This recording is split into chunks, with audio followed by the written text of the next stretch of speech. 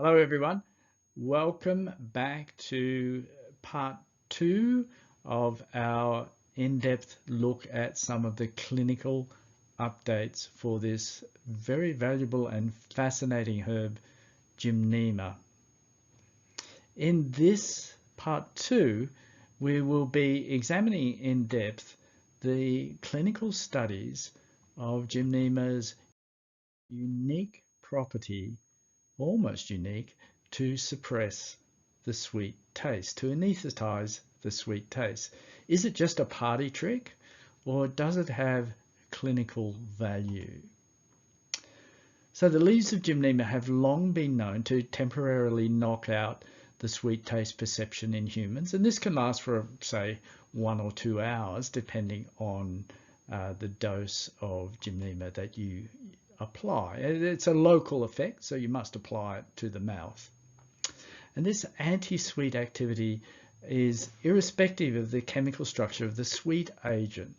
So Gymnema can block sugar, of course, but it can also block artificial high intensity sweeteners and also natural compounds that are intensely sweet as well. For all of these, the sweet sensation is dramatically reduced. Now, when they were first studying what it might be in Gymnema that does that, they identified activity in the acid precipitated fraction. Now, anything that's precipitated by acid is an acid, so they called these mysterious molecules that were doing this gymnemic acids, or just gymnemic acid as a total fraction. Nowadays, we use the term more specifically to describe those characteristic saponins that are responsible for this effect. And in part 1, I've given you some examples of the structures, and these various Gymnema saponins more or less have this property of deadening the sweet taste. So I've flagged this study in 2018 as a key study because they objectively showed that Gymnema was impacting some reward regions of the brain. To do this, they used functional magnetic resonance imaging to test whether a gymnemic acid lozenge reduced reward region responses, not just to the intake of something sweet, but also to the anticipated intake, in other words, desire perhaps for something sweet. And they also did a tricky part of the experiment where, when the trial was supposedly over, they put people in a waiting room and there were various candies wrapped up, and the person would have absentmindedly had a few, and they recorded how many they had to see the impact of Gymnema on ad lib sweet intake. And this was all done relative to a placebo lozenge. It involved 40 healthy men and women. It was a within subject double-blind crossover study, so people acted as their own controls, and they were recruited by basically asking, do you have a sweet tooth? So they did find that gymnemic acid lozenge reduced the brain reward region response to the intake of high sugar food. And then in that waiting room part of the experiment, they also showed reduced candy intake. This is fairly known in terms of the reduced candy intake, but it was the impact on the brain regions that gave the first objective evidence that something was being impacted in the brain by Gymnema deadening the sweet taste. So not only, as mentioned, did it reduce the reward region response to having something sweet, it also reduced the reward region response to the anticipated intake of a high sugar food even before tasting, suggesting it reduces the desire for or even perceived value of high sugar foods. Now, it's interesting because when we have a high sugar food, it increases reward region responses to the anticipated intake of such food, which means, oh, that was good, I want some more. You know, it's a bit like eating ice cream. The more you have, the more you want. And this possibly plays a critical role in overeating, and particularly overeating sweet. So the fact, as you can see in the second bullet point, that Gymnema was impacting that suggests it's going to be of great value for people who cannot control their intake of sweet food. They're addicted to sweet food in a sense. So this is the various studies on the brain regions. You can see 4 regions of the brain were studied. And if you look at this one I've magnified here, this was the dorsolateral prefrontal cortex, but you can see 3 other regions over here also were impacted. How do we know they're impacted? Well, you can see that from these bar graphs. So the black is placebo and the blue is the gymnemic acid lozenge. And you can see the response went up with placebo in that brain region, went down with Gymnema. For this particular region of the brain called the nucleus accumbens, you see the impact of Gymnema was huge compared to placebo, also shown in these other regions. So objective evidence that something is going on in the brain that with Gymnema intake impacting on the sweet taste buds, that is impacting our desire for future intake of sweet food.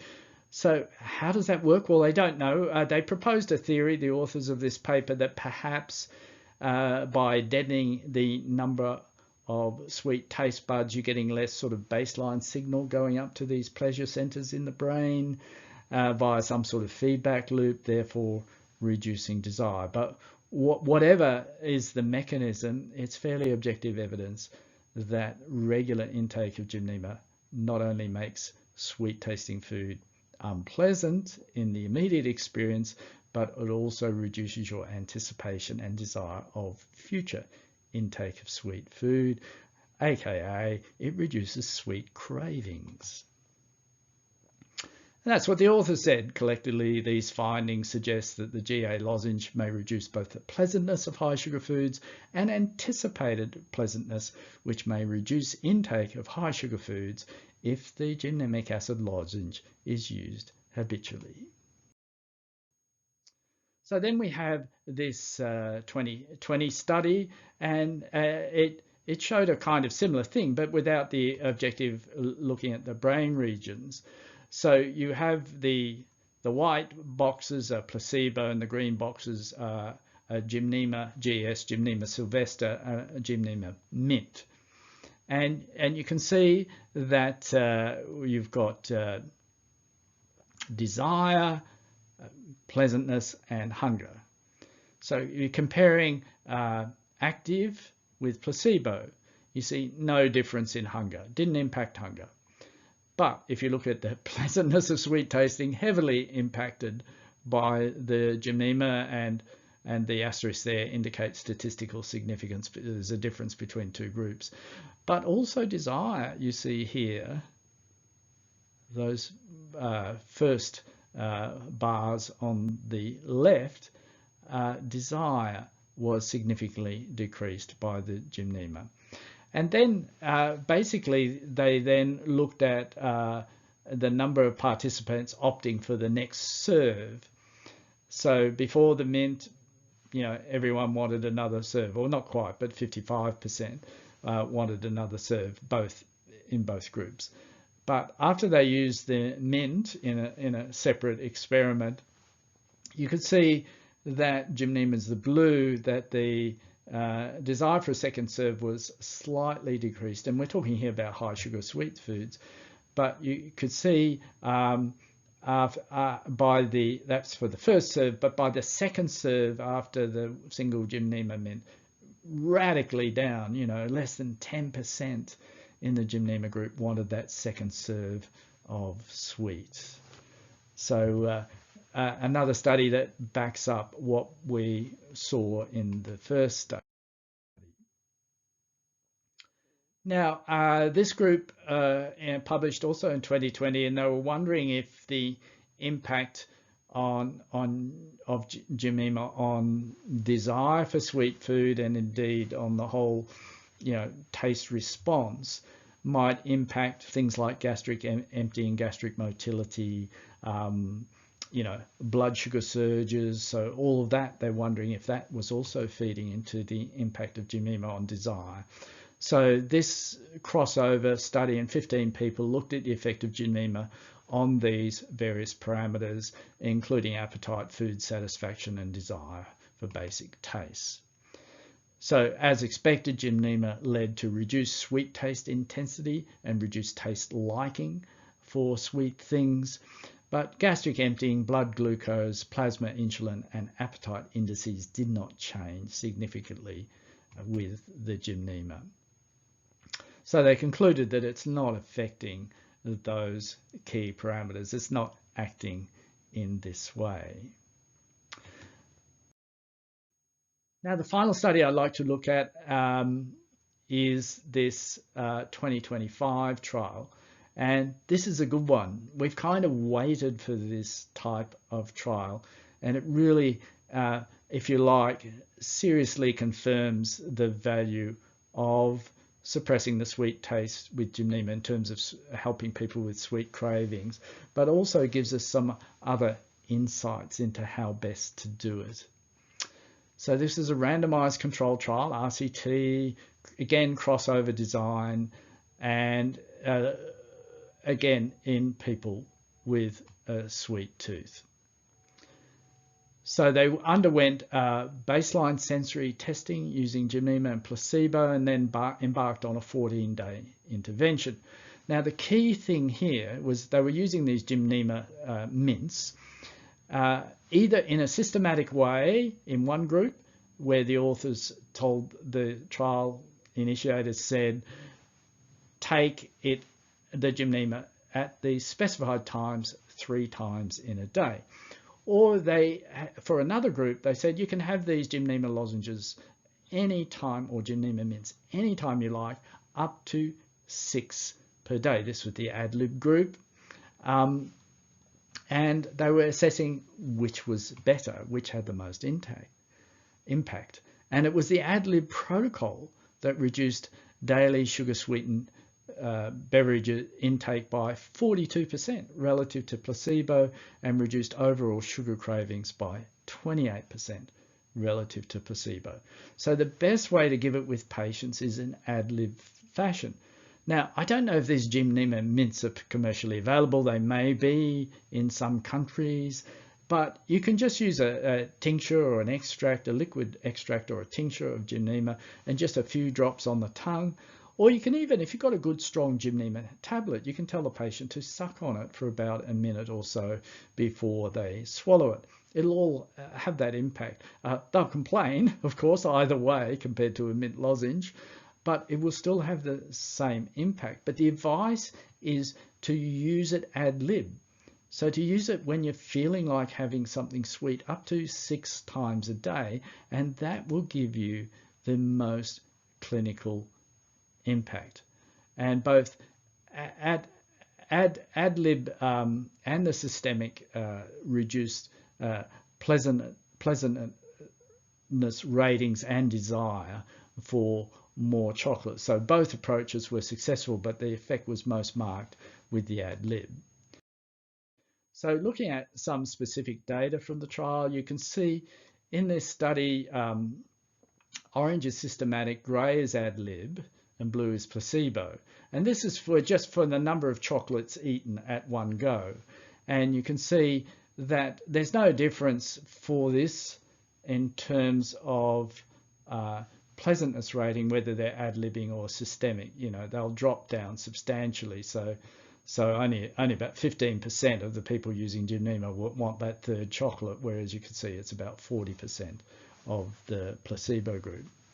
And then finally, in this study, we're having a closer look at some of the data for the trial.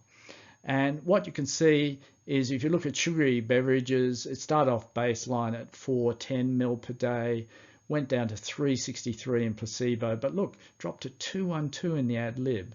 And sugary foods started off at 82 grams a day roughly at baseline, went down to 66 grams in placebo, but look, down to 44 grams for Gymnema.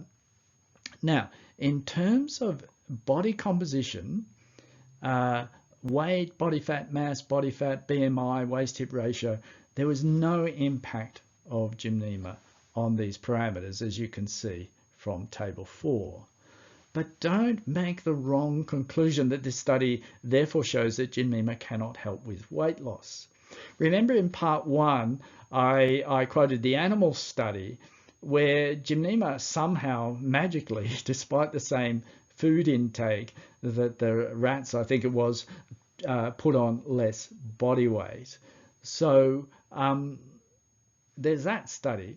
But so why didn't we see this here? Well, the answer's simple.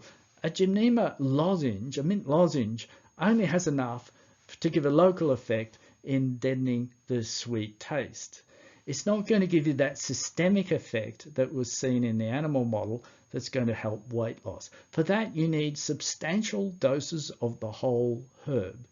And I believe there it can, at high doses, also contribute via other mechanisms to weight loss. But the take-home story here is that Gymnema is a significant answer for people with sweet craving where their amount of sugar intake is impacting their health. So sugar intake is not just about body weight, is it? We know it has a number of negative effects and in various studies has been associated with a number of adverse health outcomes. You know, if you look at the soda or soft drink section of the supermarket, you walk down there and I just walk through that aisle taking nothing, but there's a whole aisle of it. So that means someone is having heaps of it. And this is where Gymnema can have huge value in impacting a person's health by reducing their sweet craving. But of course, they need the motivation to do so. They've got to do that ad lib intake. But if they do so, the results will be there over time. So thank you very much, and I hope you've enjoyed this deep dive into Gymnema over these 2 parts, and I hope that you've updated your clinical knowledge of the research on this really important and fascinating herb.